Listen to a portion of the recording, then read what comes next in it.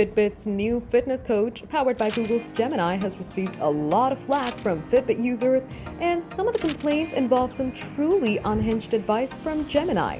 Hey GadInsiders, welcome to your Tech Hub. One user posted on Reddit claiming that the coach suggested I ditch my dog. If that didn't raise your eyebrows, what comes next surely will. The user said that she has been walking her dog twice a day her whole life, including last year when she had Fitbit.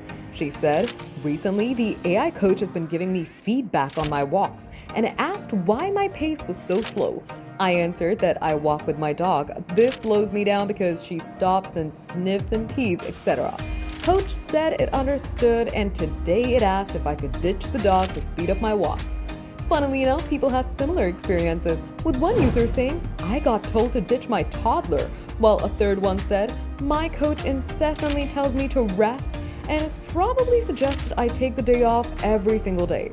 Judging by the feedback from people on Reddit, it seems that Fitbit's AI coach is tuned a little too strongly towards fitness efficiency and improvement. If it detects any sort of hindrance that slows you down, it suggests ditching it at the earliest opportunity. Aside from this issue, another thread on Reddit asked, "Does anyone actually use the AI coach?" And it was filled with replies from people who've lost patience with the feature. It's clear that Gemini's AI coach is not particularly popular among Fitbit users and has a tendency to offer questionable advice and irritate them. Hopefully, Google can make some rapid improvements before it suggests anyone else dump their dog just to record a slightly faster walk.